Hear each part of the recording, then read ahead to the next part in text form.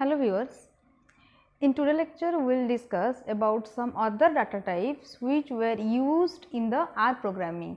In our previous lecture we have already discussed about the data types and basically in the R programming we are using the R objects, and within that we use the basic concept, the prime concept of the R programming data is our vectors.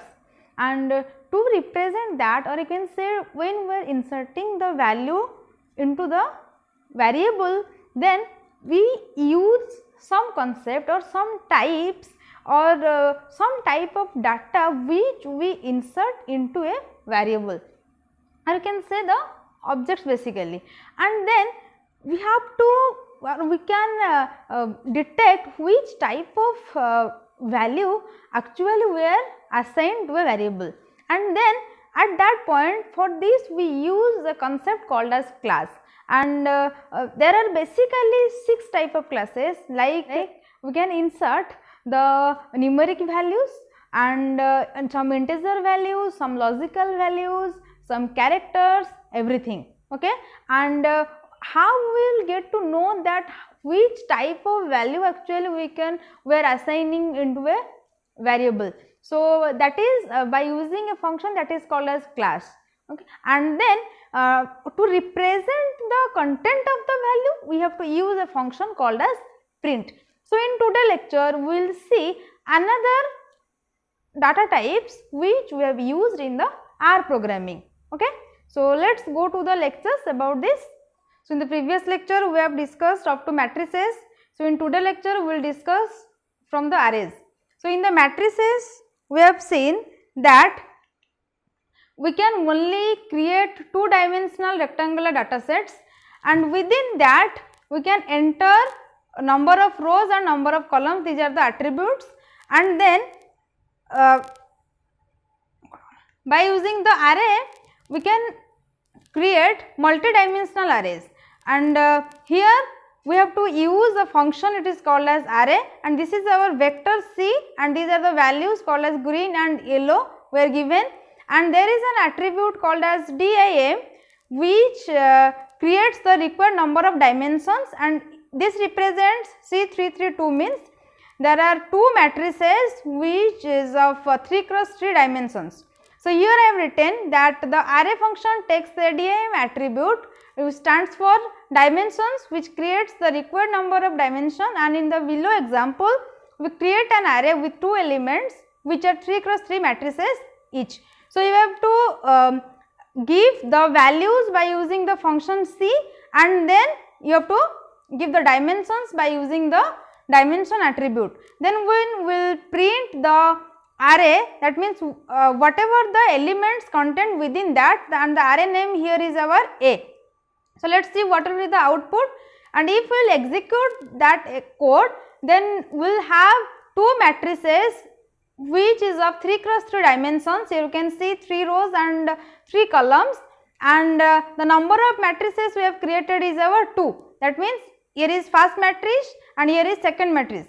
So in the first matrix the data which are given by using the function C, data represented within these cells, and here you can see only we have given 2 values, green and yellow.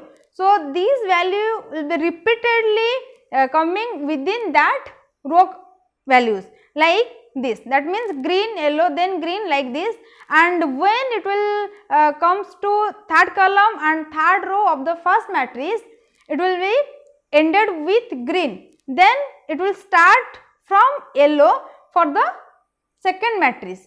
So basically the concept of array, or you can say the object array, is used to create multi-dimensional matrices, and also we can create a number of matrices by using the array object. And the next object is our factors.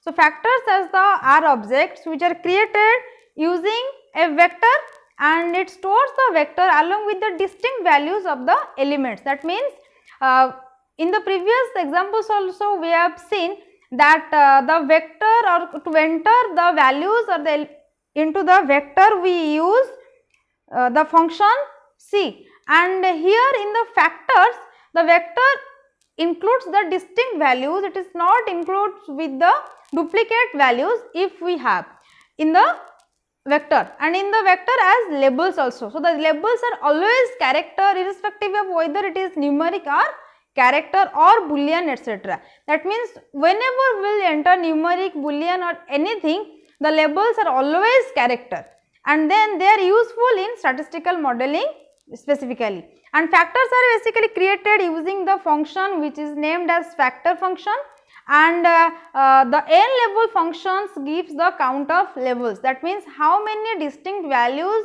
or distinct elements we are having in our vector.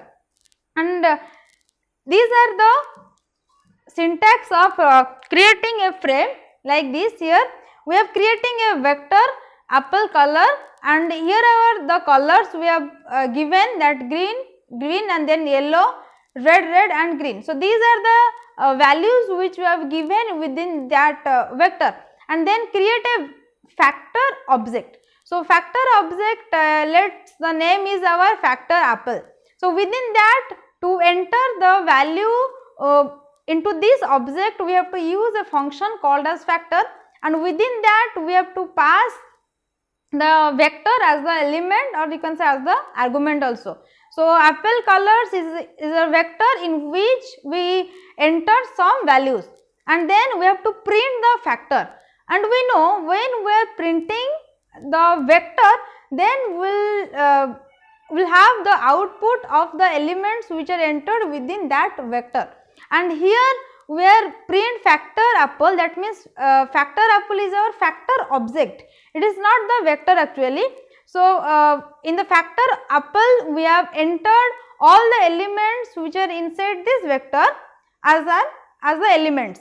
So, we have we have to print the factor apple object, and then when we will print this, then it will give the values like all of these in the same sequence which you have entered into that vector. And the n label function is basically used to give the labels which are inside the factor object, or you can say the distinct values of the elements. And here these are the elements, but these are not distinct because we are having the duplicate names such as green 2 times and green 3 times and red 3 times and yellow only once.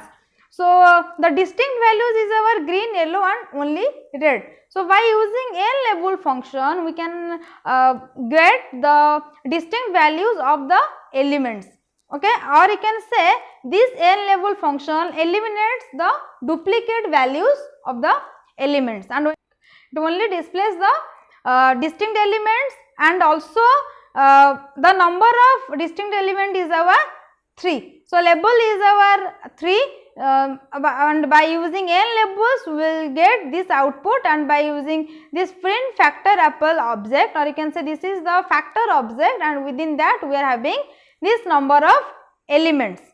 And next our object is our data frame. So, data frames are the tabular data objects. Unlike a matrix, in data frame and each column can contain different modes of data, and the first column can be numeric, and while the second column can be character and third column can be logical, and it is a list of vectors of equal length. So, you have to remember these things, and data frames are created using a data.frame function. So, let us see the implementation of this and how to create the data frame.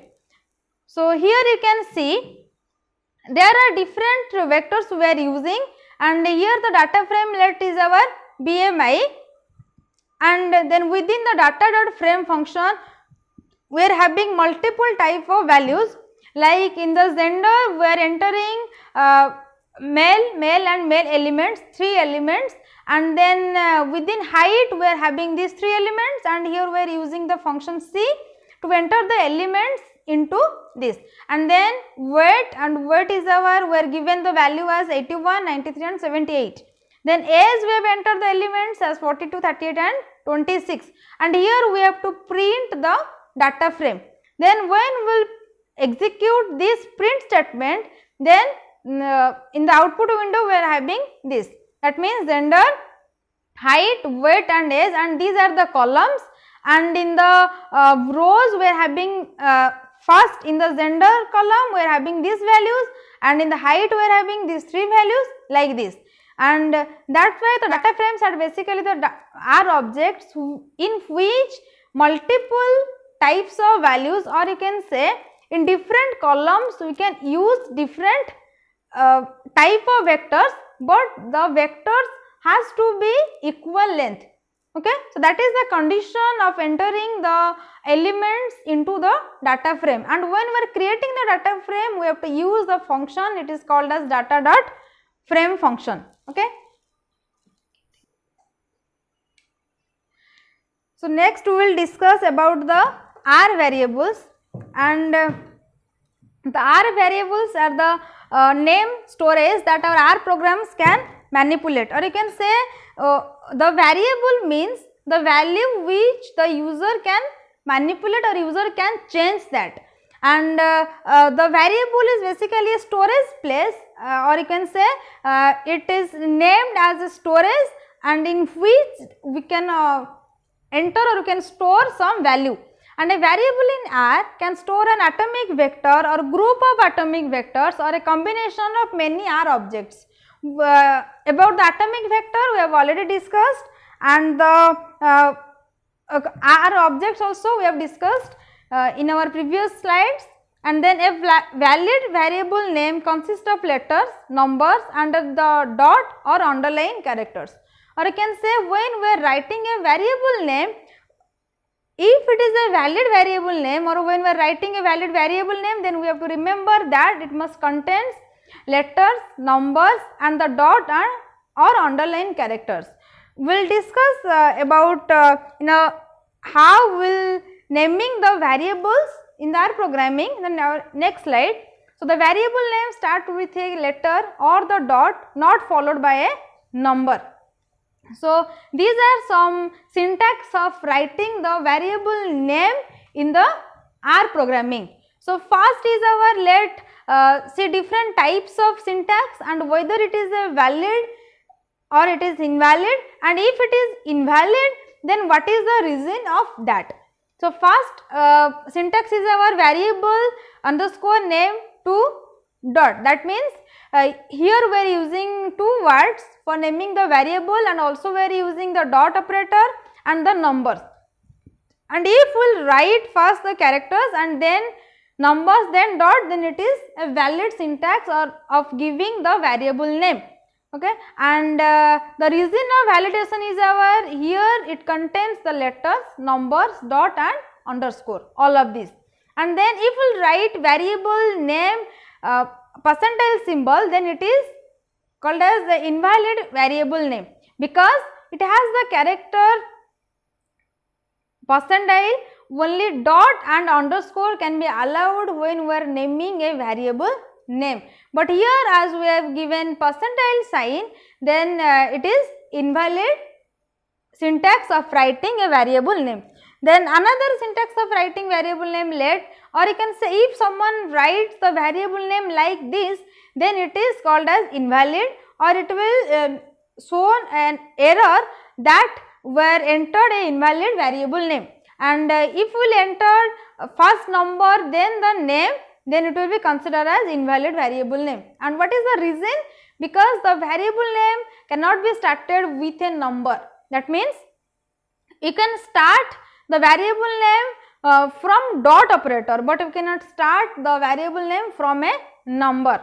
And then dot variable name or variable dot name, both syntax is valid form of writing the variable name. That means what is the reason? That we can start with a dot, but the dot should not be followed by the number. Okay. That means here you can see that we are having the dot operator and then we are having the variable name, and here also we are having the dot operator in between the variable name, but we cannot write the number followed by a, or we can say the dot operator should not be followed by a number, and this is the syntax. If we will write like this, then it is a invalid syntax of writing a variable name. So, the variable name is starting dot is followed by a number making it invalid, and another syntax or someone may be writing in this format, that means underscore then variable name, and it is invalid because it starts with underscore which is not valid. So, these are some syntax of writing the variable name in the R programming languages. First one is our, you have to remember that we can enter only the letters, numbers, dot and underscore, but underscore we cannot provide at the starting of the variable name, but the dot operator we can give at the starting point. But the numbers when we are entering, or if you want to enter some numbers within the variable name, then we can enter the number in this way. That means first you have to write the variable name, then number, but you cannot start the variable name from a number or from a underscore. And if you will start the variable name from a dot and that dot should not be followed by a number like this. That means you cannot give a number after the dot operator, but you can start the variable name, or it is a valid syntax of writing the variable name when we are putting a dot in the starting position. But if we will put the number after that dot and after that number will write the variable name, it makes invalid syntax. So, these are some syntax of writing valid variable names in the R programming, and there are some syntax of which invalid the variable name syntaxes. So, you have to remember these things. You cannot enter the percentile symbol in the variable name, only it can contain dot, underscore, and also it contain numbers, but you have to remember the positions of the dot, underscore and the numbers. You can put the dot operator anywhere in the variable name, either in the starting or in the middle or in the end position, but we cannot give the underscore in the starting of the variable name. Okay, and you can only enter this in between the variable names, or you can say when a variable name consists of more than one word, then to join two words you can enter the dot or you can enter the underscore, and when we are giving numbers within a variable name, then we can give the number at the end position of the variable name, but we cannot give the numbers at the starting position of a variable name. These are some syntax. So, this is all about our today class. In today lecture, we have discussed about the rest of the R data types, that is our arrays and the factors and the data frames, and we will see the syntax of writing a valid data type, data variables, or you can say the variable name in the R programming concept. So, in the next class, we will discuss about how we will assign the values into the variable and how we will print the content of the variable in the R programming. Till then, thank you.